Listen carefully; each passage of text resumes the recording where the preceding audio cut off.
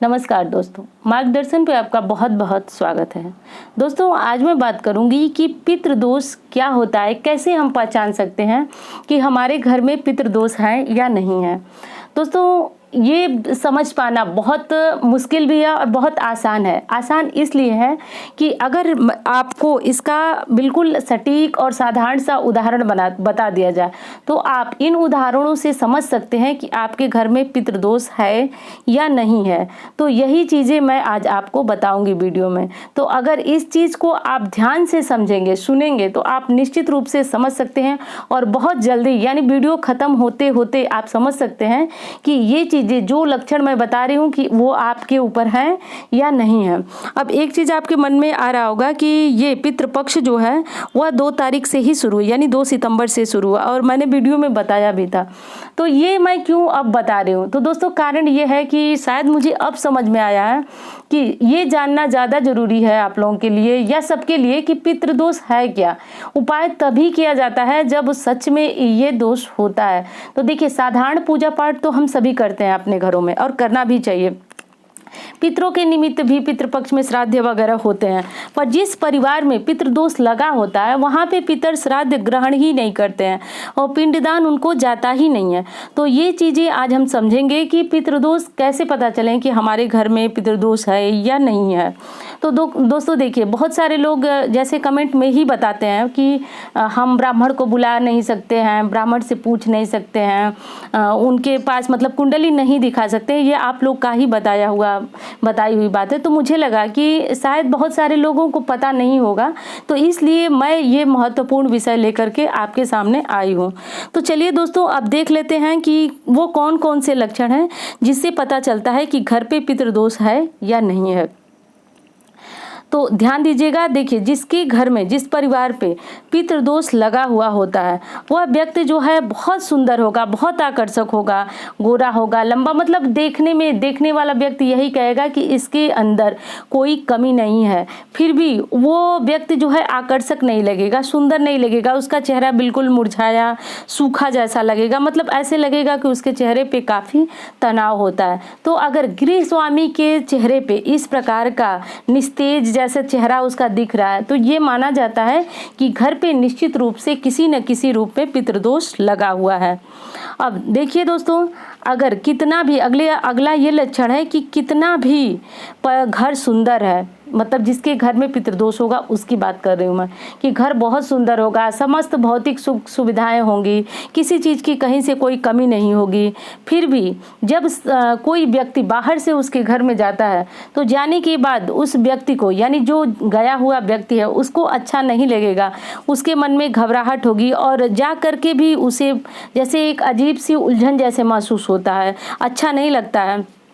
तो उस घर में माना जाता है कि पितृदोष है।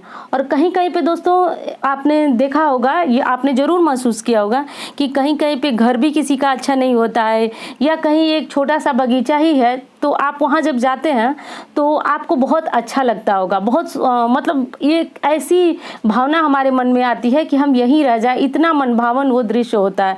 जैसे हमारे मंदिर को ही ले लीजिए कि जब हम कहीं मंदिर में जाते हैं दर्शन करने तो वास्तविक वहाँ से हमारा आने का मन ही नहीं होता, हमें नहीं इच्छा होती है कि हम वहाँ से आए। तो कारण यही है दोस्तों कि वहाँ पे काफ़ी सकारात्मक ऊर्जा होती है और जिस परिवार में, जिस घर में पितृदोष होता है उसमें सेम वही उल्टा होता है, यानी उस परिवार में एक नकारात्मक ऊर्जा होती है जो बाहर से जाने वाले के मन को भी विचलित करती है। क्योंकि देखिए, वहाँ रहने वाले तो एकदम उससे ग्रसित रहते हैं, परेशान रहते हैं। तभी मैंने बताया कि वो उसके चेहरा जो है निस्तेज होता है जिसके घर पे पितृदोष होता है। तो दूसरा तो ये कारण है जिसको आप बहुत आसानी से पहचान सकते हैं। अब तीसरा ये कारण है, देखिए भाई अगर 2 या 3 4 जितने भी भाई हैं तो उन भाइयों में अक्सर मतभेद रहता है और झगड़े रहते हैं। तो दोस्तों देखिए, झगड़े होना बहुत बड़ी बात नहीं है, ये हर परिवार में होता है और हो ही जाता है न चाहते हुए भी। पर असमय अगर भाई बहुत छोटे हों और व्यर्थ का किसी से कोई उलझन नहीं होने वाली बात है, फिर भी अगर बिना मतलब का मनमुटाव और झगड़ा रहता है तो ऐसी स्थिति में भी व्यक्ति पितृदोष से पीड़ित हो सकता है। अगली और बहुत महत्वपूर्ण बात है कि अगर घर में विवाह या मांगलिक कार्य होना बंद हो जाता है, यानी दोस्तों देखिए कि अगर लोगों के घर में, किसी के घर में वो चाहते हैं कि कुछ अच्छा होने वाला है, हो जाए, तो हम अपने घर में या तो संपूर्ण रामायण पाठ कराएं या सत्यनारायण भगवान की कथा ही कहवाएं। शादी ब्याह मतलब बच्चे शादी के लायक होते हैं और शादी उनकी हो ही नहीं पाती है, लगते लगते शादी कट जाती है, तो मांगलिक कार्य बिल्कुल हो ही नहीं, होना बंद हो जाता है, ये कह सकते हैं। तो उस घर में भी पितृदोष निश्चित रूप से होता ही होता है। और अगली चीज़ है दोस्तों कि बीमारियां उस परिवार में लगातार लगी रहती है, लगातार उस परिवार में बीमारियां लगी रहती हैं। और कभी कभी तो डॉक्टर भी समझ नहीं पाते हैं कि सामने वाला जो व्यक्ति बीमार है उसको अगर पेट में दर्द है तो कारण क्या है, किस कारण से उसको पेट में दर्द होता है। तो कभी कभी तो सारी रिपोर्ट भी नॉर्मल आती है और जब व्यक्ति को देखा जाता है तो वो काफ़ी परेशान होता है, तो डॉक्टर भी ऐसी उलझन से गुजरते हैं। तो इसमें जब कुंडली दिखाई जाती है, व्यक्ति को किसी के पास ले जाया जाता है, जो लोग कुंडली वगैरह देख करके बताते हैं, तो वो बताते हैं कि व्यक्ति के ऊपर पितृदोष लगा हुआ है। तब जा करके जो है कि वो अपना पितृदोष दूर करने का उपाय करता है और उसकी सारी बीमारियां जो है स्वतः ही ठीक हो जाती हैं। तो दोस्तों ये होता है पितृदोष का लक्षण। अब देखिए अगला जो लक्षण है वो है कि पितृदोष से शापित व्यक्ति के घर में संतान होने में बाधा आती है। यानी संतान, आप डॉक्टर को सब कुछ दिखाएंगे, डॉक्टर बोलेगा कि सब ठीक है तो बच्चा हो सकता है, लेकिन घर में बच्चे की किलकारी गूंजती ही नहीं है, बच्चा जो है वो आने में बहुत ज़्यादा समस्या होती है। क्योंकि दोस्तों पितृदोष में ये होता है कि संतान वृद्धि रुक जाती है, तो जो व्यक्ति शापित होता है तो उसके घर में संतान पैदा नहीं होती है। अब अगला लक्षण है कि जिसके घर में पितृदोष होता है उनके घर में बिना मतलब का परिवार में एक कला का माहौल बना रहता है। यानी पैसा रुपया सब खाने पीने भर है, फिर भी परिवार का कोई सदस्य जो है संतुष्ट नहीं है, सब आपस में एक दूसरे पे लगाते रहते हैं आरोप और कमियां निकालते रहते हैं। तो ऐसे परिवार में सामने वाला, देखने वाला ही ये समझ जाता है कि ये किसी दोष से गुजर रहे हैं, तो ये दोष जो है पितृदोष भी हो सकता है। क्योंकि दोस्तों देखिए लड़ाई झगड़े बहुत बड़ी बात नहीं है, सबके परिवार में होता होगा और होता भी है, लेकिन अगर पैसे रुपए या सब कुछ ठीक है तो लड़ाई नहीं होना चाहिए।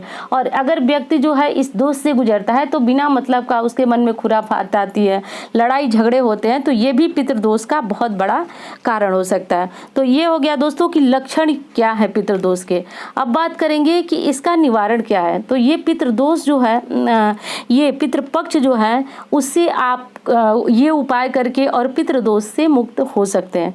तो दोस्तों एक बहुत बड़ी बात है कि भगवान कृष्ण ने बताया था गीता में कि अगर हम इन जीवों को या इस तरह से करते हैं तो निश्चित रूप से हम पितृदोष से मुक्त हो सकते हैं। अब दोस्तों देखिए, और इसके पहले भी जो वीडियो आई उसमें भी मैंने बताया कि किस कुत्ते को और क्या क्या करना है, ये सारी विधि बताई कि पितृ पक्ष में क्या करना है। पर आज भी बता रही हूँ कि क्या क्या करना है, पर बातें थोड़ी सी अलग हैं। क्योंकि जिस परिवार में पितृदोष लगा हुआ होता है वो सिर्फ पितृपक्ष में उपाय करके मुक्त नहीं हो सकता, ऋण नहीं हो सकता, उसके लिए कुछ विशेष उपाय करना होगा। तो यही बातें मैं आज बताने जा रही हूँ। तो चलिए उपाय देख लेते हैं। तो देखिए पितृपक्ष से शुरू करके आपको ये नियम बना लेना है अपने परिवार में कि घर की पहली रोटी में का थोड़ा सा तोड़ करके आप अपने छत पे कौवों के लिए डाल देते हैं। डालना जरूरी है दोस्तों। देखिए कौवे को देवपुत्र भी कहा जाता है, क्योंकि देखिए इंद्रपुत्र जयंत जो थे वह कौवे का रूप धारण करके ही माता सीता को चोट से घायल किए थे, अपने जो चोंच होती है उससे घायल किए थे। तो इसीलिए यानी वो इंद्र के पुत्र का रूप धारण किए थे, तो इस कौवा बने थे, तो इसलिए भी उनको देवपुत्र कहा जाता है। और जब माता सीता को घायल किए थे तो भगवान राम जो थे वो गुस्से में सीख का बाण चलाए और उस सीख के बाण से उनकी एक आंख जो फोड़ डाले। और इसीलिए ये जो कौवा है वह पितरों का आश्रय स्थान भी माना जाता है। यानी इसे तृप्त करने से ये माना जाता है कि हमारे पितर जो हैं वह तृप्त होते हैं। अब अगली बात आती है पीपल की। तो दोस्तों पीपल को देव वृक्ष कहा जाता है, ये आप सभी को पता है। तो गीता के 10वें अध्याय में भगवान कृष्ण ने स्वयं कहा है, बोला है कि वृक्षों में मैं पीपल हूँ और महीनों में मैं अगहन हूँ और ऋतुओं में बसंत हूँ। तो दोस्तों मैं आज बताने जा रही हूँ कि पीपल की क्या महत्ता है और क्यों महत्ता है, क्योंकि भगवान कृष्ण ने स्वयं चुना है कि वृक्षों में मैं पीपल हूँ। तो पीपल की पूजा अगर व्यक्ति इस समय से यानी शनिवार को शुरू करके और सर्वपितृ जो अमावस्या है उस दिन तक अगर पीपल की पूजा करता है तो उसके पितर जो है वह तृप्त होते हैं और तृप्त होकर के व्यक्ति के ऊपर जो दोष लगा होता है वह धीरे धीरे समाप्त हो जाता है। और देखिए दोस्तों, एक नियम और बनाना होगा आपको कि घर में जो रात की रोटी होती है तो रात में कुत्ते को कम से कम एक रोटी, आधी रोटी जो भी निकालना हो आप कुत्ते को जरूर कराएं, भोजन जरूर कराएं। तो भोजन में आप उसको रोटी दें तो यही अच्छा है, तो रोटी आप जरूर दें कुत्ते को। अब अगली ये चीज़ है दोस्तों कि आप अपने घर के मंदिर में जो भगवान की फ़ोटो होती है वो रहने दें। कई लोग क्या करते हैं कि भगवान के साथ ही पितरों की फ़ोटो भी रख देते हैं, पर पितरों की फ़ोटो आपको कहीं अलग रखना है, यानी दक्षिण दिशा में रखें तो अच्छा होगा। और रख करके प्रतिदिन आपको सुबह शाम उनको जो है दीपक लगाना चाहिए और कहीं भी घर से बाहर जाने आने या किसी शुभ काम में उनका पैर एक बार छू लेना चाहिए। तो ये चीज़ें शुभ मानी जाती हैं। तो जिस घर में अगर लग रहा है कि पितृदोष है तो ये उपाय जो मैं अभी बताई हूँ वो करने में कोई हानि नहीं है, आप उसको कर सकते हैं। और पितरों के लिए मंदिर से अलग स्थान बना करके और सुबह अगर नहीं पूजा करते हैं तो शाम में जो भगवान के लिए दीपक जलाते हैं तो वैसा ही दीपक आप पितरों के लिए अलग से जरूर लगाएं। तो इससे भी पितृदोष से मुक्ति व्यक्ति को मिल जाती है। तो दोस्तों यही सारे कुछ उपाय थे और लक्षण थे जिनको मैंने आपके सामने बताया और उम्मीद करती हूँ कि ये लक्षण जान करके आप समझ सकते हैं कि आपके परिवार में पितृदोष है या नहीं है। तो दोस्तों मिलती हूँ इसी तरह की वीडियो के साथ। धन्यवाद।